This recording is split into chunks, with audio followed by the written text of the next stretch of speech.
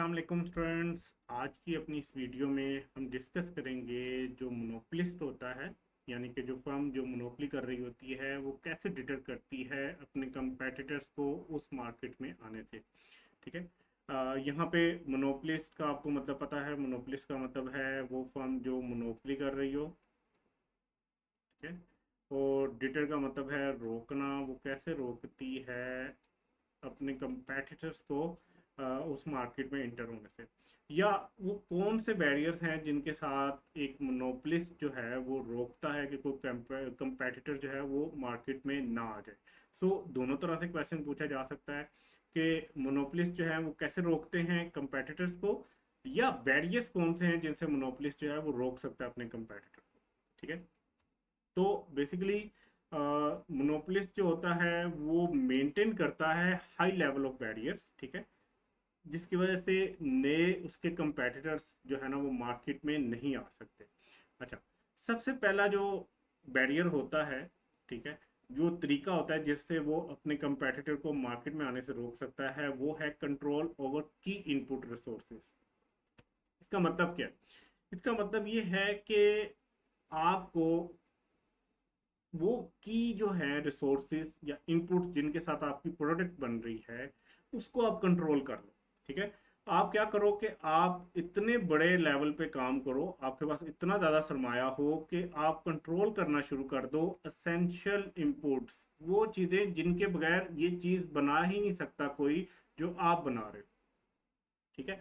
आप उसको अगर कंट्रोल करना शुरू कर दो तो आप क्या कर सकते हो, किसी और को अपने कंपटीशन में आने से रोक सकते हो। फॉर एग्जाम्पल, अगर हम बात करें कि कपड़ा बनाने वाली जो बड़ी इंडस्ट्री है उसका कोई बहुत बड़ा जो है वो फर्म हो, या कोई बहुत बड़ा जो है वो मोनोपोलिस्ट हो जो अपने कंपटीशन में किसी को नहीं आने देना चाह रहा, तो वो क्या करे? वो सबसे की इंग्रेडिएंट क्या है? कॉटन। ठीक है। वो कॉटन के ऊपर कंट्रोल कर ले। कॉटन के बगैर कपड़ा नहीं बन सकता से कि तो वो क्या करे? वो कॉटन, पूरे मुल्क की कॉटन खुद खरीदना शुरू कर दे, या कुछ ऐसी एक्टिविटी करे कि कोई और खरीद ही ना सके, और उसका सारे का सारा कंट्रोल हो जाए अपने असेंशियल इनपुट के ऊपर।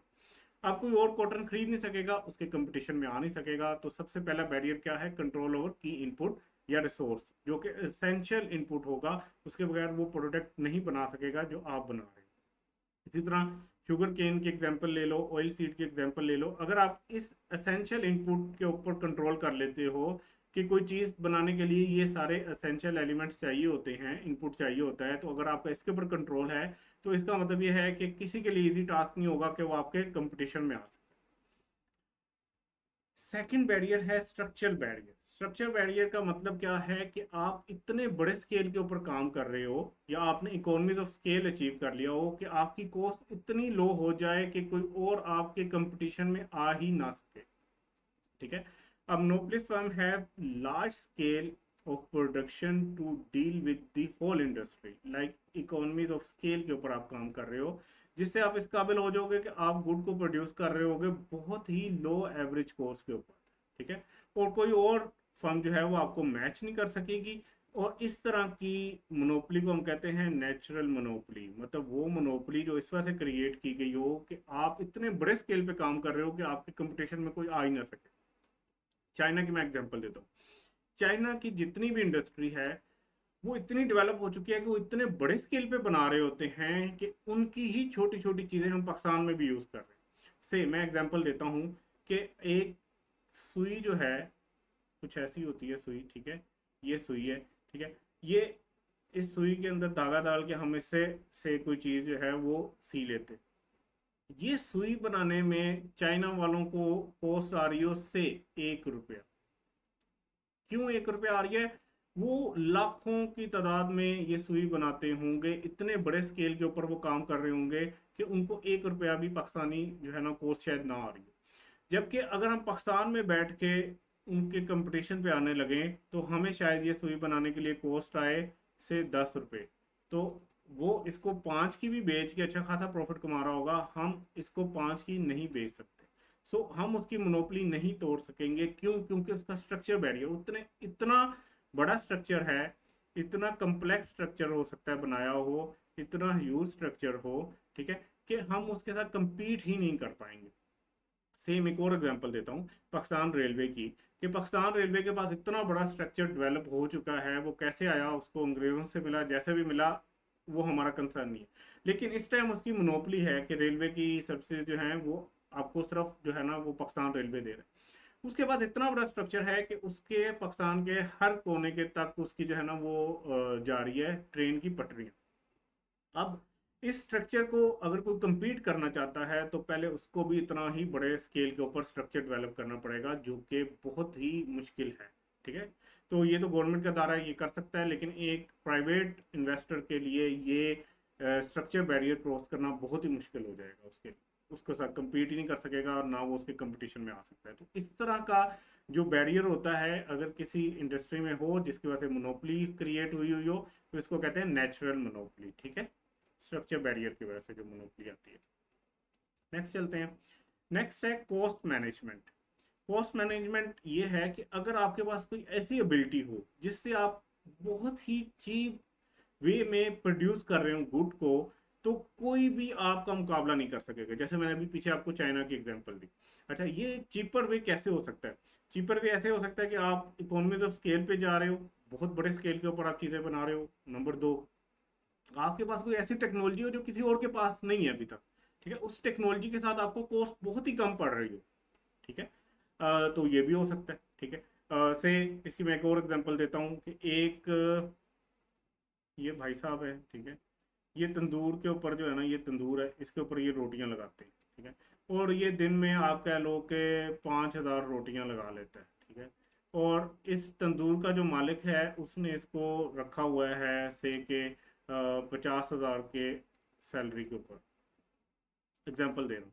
तो डेली बेसिस पे 5,000 लगाएगा और इस तरह करके आप इसकी कॉस्ट निकाल सकते हो। इसके मुकाबले पे ये बंदा बेचारा अकेला काम कर रहा है, बहुत स्लो काम कर रहा होगा, कम रोटियां लगा सकता हो। इसके मुकाबले पे अगर कोई एक इंडस्ट्री वाला रोटी बेचना शुरू कर दे, उसने एक प्लांट लगाया हो जिसके ऊपर यहाँ पे एक बेल्ट चल रही हो, जिसके ऊपर वो रोटियां खुद ब खुद बनती जा रही हो, वो मशीन ही पहले आटा गूंथती हो, वहां से वो रोटी तक का प्रोसेस खुद ही होता हो, तो सिर्फ मशीन का बिजली का बिल आएगा, वो बेशुमार रोटियां बन जाएंगी जितनी देर में इसने सिर्फ 5,000 रोटियां बनानी है। अब इसको कॉस्ट बहुत कम पड़ रही होगी जो इस प्लांट का ओनर होगा, ये इसके साथ compete ही नहीं कर सकेगा। तो इसकी मोनोपोली हमेशा रहेगी। क्यों? क्योंकि ये कॉस्ट को मैनेज कर रहा है और बहुत अच्छे तरीके से मैनेज कर रहा है। इस वजह से कोई भी इसका कंपेटिटर आ ही नहीं सकता जो इससे कम कॉस्ट के ऊपर चीजें बेच सके, तो इसकी मोनोपोली रहेगी। नेक्स्ट बैरियर क्या हो सकता है? प्रीडेटरी प्राइसिंग या डंपिंग प्राइसिंग। अच्छा, ये होता है प्रीडेटर, क्या होता है? शिकारी। ठीक है, आप ऐसी कोई बैरियर लगते रखते हो, आपकी प्राइसेस ऐसी होती हैं कि आप अपने कंपेटिटर का शिकार करना शुरू कर देते हो, या आप अपनी प्राइसेस को ऐसे डंप करते हो, ऐसे कम करते हो कि आपका कंपेटिटर मार्केट में सस्टेन ही नहीं कर पाता।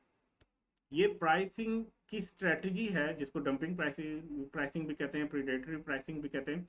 ये एक ऐसी स्ट्रेटजी है जिसके साथ आप क्या करते हो, इंटेंशनली अपनी प्राइस को कम कम करते जाते हो, या उसको इतने कम लेवल पे रखते हो कि कोई भी राइवल फर्म जो है आपके साथ कम्पीट ही नहीं कर सकती। तो उसके पास एक ऑप्शन बचता है, अगर वो कम्पीट करने जाएगी तो उसको मार्केट छोड़नी पड़ेगी। इसकी एक एग्जांपल लेते हैं। से स्टार्ट में ये मोबाइल फ़ोन कंपनी थी। ठीक है, एक हम एग्जांपल बना रहे हैं, ये एक्चुअल रियलिटी से इसका कोई लेना देना नहीं है। ये एक मोबाइल फ़ोन कंपनी थी, से इसको हम कहते हैं नोकिया। ये पाकिस्तान में आई, इसने पहला मोबाइल पाकिस्तान में लॉन्च किया, और से एग्जांपल के तौर पे इसने इसकी प्राइस रखी कि ये मैं 18,000 का बेचूंगा। अब मार्केट में ये मोबाइल 18,000 का था, कोई और नहीं मार्केट में मोबाइल बेच रहा था, सिर्फ नोकिया की मोनोपोली थी। अच्छा, इसको ये बनाते हुए कॉस्ट कितनी आ रही होगी, इसे हम कहते हैं, इसको ये बनाते हुए 5,000 की कॉस्ट आ रही थी। ठीक है, और इसने बहुत बड़े स्केल पे बनाना शुरू कर दिया, इसकी मोनोपोली थी, इसके पास जो था वो आप कह रहे हैं इकोनॉमी तो स्केल पे चल रही थी, इसकी कॉस्ट बहुत कम थी। ठीक है, अब ये क्या करेगा इसके मुकाबले में, से कि हम कहते हैं उस टाइम सैमसंग आया। ठीक है, सैमसंग ने अपना एक मोबाइल लॉन्च किया, चाहे वो इससे अच्छा हो या इस जैसा हो, सेम उसी तरह का हो, उसने एक अपना मोबाइल लॉन्च किया। ठीक है, और वो मार्केट में इससे शेयर लेना चाह रहा था, कंपटीशन में आना चाह रहा था, तो से उसने अपनी प्राइस कही कि मैं ये 17,000 का बेचूंगा। ठीक है, और क्योंकि सैमसंग अभी नई नई उसने अपना मोबाइल लॉन्च किया था, तो उसको इसकी कॉस्ट पड़ रही थी से क्या हम कहते हैं 10,000, और वो सिर्फ 7,000 का प्रॉफिट रख के इसको बेचना शुरू हो गया। नोकिया को वो कॉस्ट पड़ रही थी 5,000। अब नोकिया क्या करेगा, उसकी कंपटीशन में एक नया कंपेटिटर आ गया, राइवल फर्म आ गई है। नोकिया अब क्या करेगा, नोकिया कहेगा कि भाई ऐसा करते हैं कि चलो तुम्हें प्राइस के ऊपर जो है ना मारते हैं, ठीक है, तुम्हारा शिकार करते हैं। तो ये सैमसंग और नोकिया के दरमियान एक प्राइस वार स्टार्ट होने लगी। सैमसंग ने अपना मोबाइल 17,000 का लॉन्च किया, उसी तरह का मोबाइल नोकिया 18,000 में बेच रहा था। नोकिया ने कहा ले भाई अब मैं 15,000 में बेचूंगा। सैमसंग ने क्या किया, सैमसंग ने कहा ठीक है मैं 14,000 का बेचूंगा, क्योंकि मुझे तो 10,000 कॉस्ट है, अभी भी मैं प्रॉफिट कमा रहा हूँ। नोकिया ने कहा ओके, तुम 12,000 का तो नहीं बेच सकते ना, मैं 12,000 का बेचूंगा, तुम 14 का बेच लो। तो सैमसंग ने कहा नहीं मैं भी 12 का बेचूंगा। अभी भी सैमसंग को कॉस्ट 10,000 पड़ रही है, लेकिन वो किसी तरह कम्पीट करने की कोशिश कर। नोकिया ने कहा अच्छा चलो मैं 10,000 का बेचता हूँ, बेचो 10,000 का।